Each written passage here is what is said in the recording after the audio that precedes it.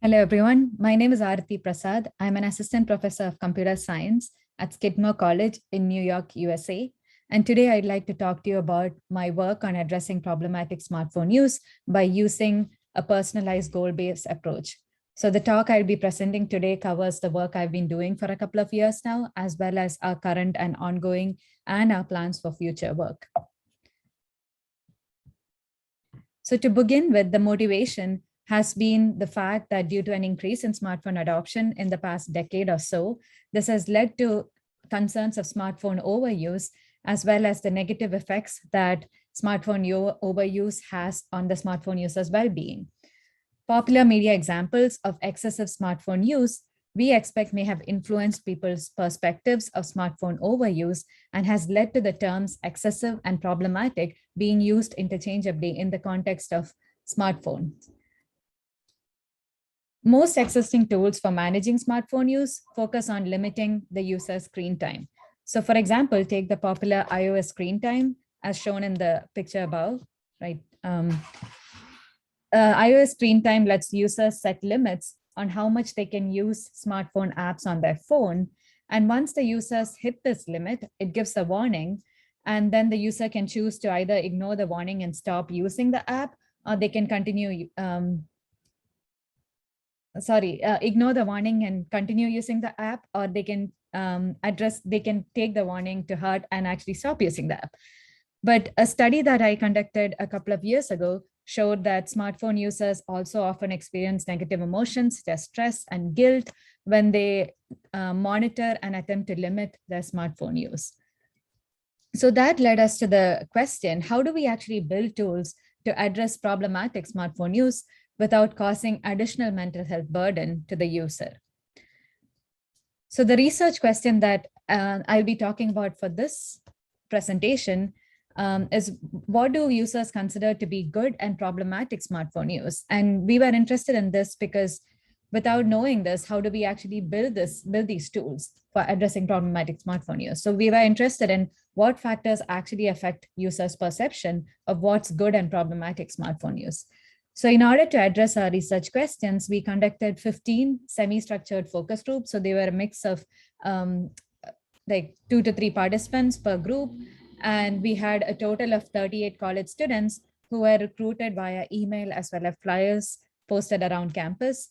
9 of these college students self-identified as male and the remaining 29 self-identified as female. So none of them actually considered their phone use to be excessive, but through the conversations, they were able to identify aspects of their phone use that they all wanted to change. So due to the COVID-19 lockdown, these focus groups happened around mid 2020. So because of the social distancing guidelines, all the focus group discussions and interviews were conducted over group calls on Zoom, on the Zoom video conferencing platform. This study was approved by our college's Institute Review Board as well.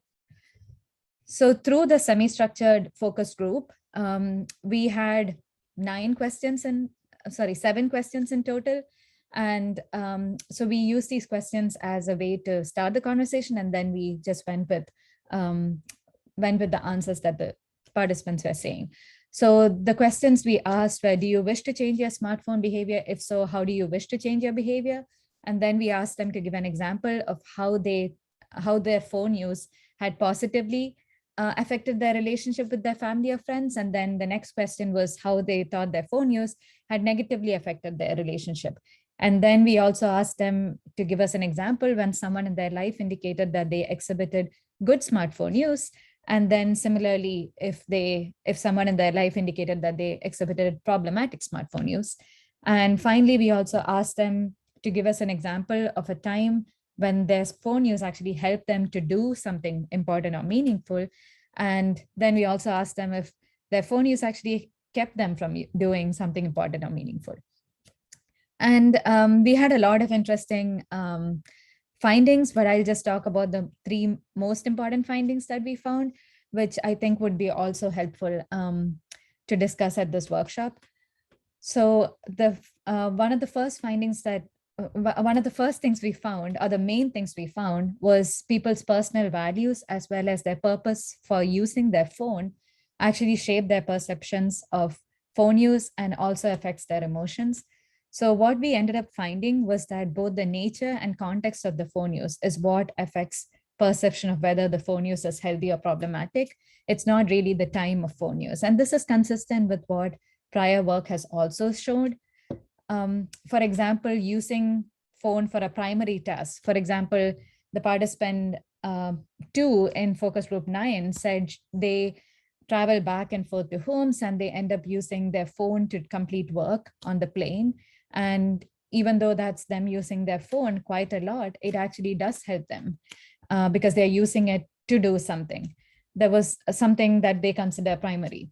There were also cases where people had nothing to do, so they just use their phone with no intention, but they also consider this to be healthy. So for example, participant 2 in focus group 4 found that on days when they have nothing to do, they feel totally fine using their phone quite a lot. On the other hand, it is when the phone use was not intentional, and especially if it distracted from or prevented them from doing something that they had intended to do, that's when people consider phone use to be unhealthy.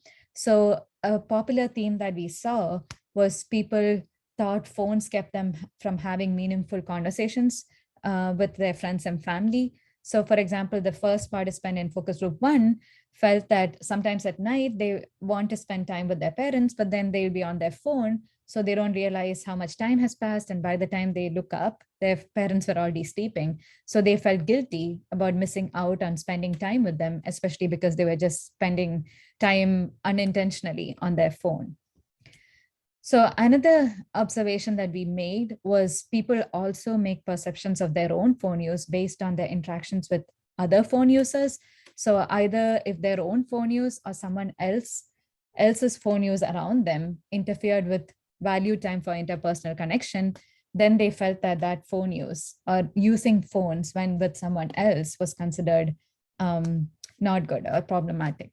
So for example, there is participant 1 in focus group 2 who said, well, they'll be trying to multitask and trying to have a conversation with someone, but they'll just be so focused on their phone. And then there was this one time that their mom said, well, can you disengage and actually speak to me for a second? And that's when they realized, okay, this is a problem that I need to work on. And finally, what we also observed is that people's perceptions of phone use vary between individuals as well as across contexts.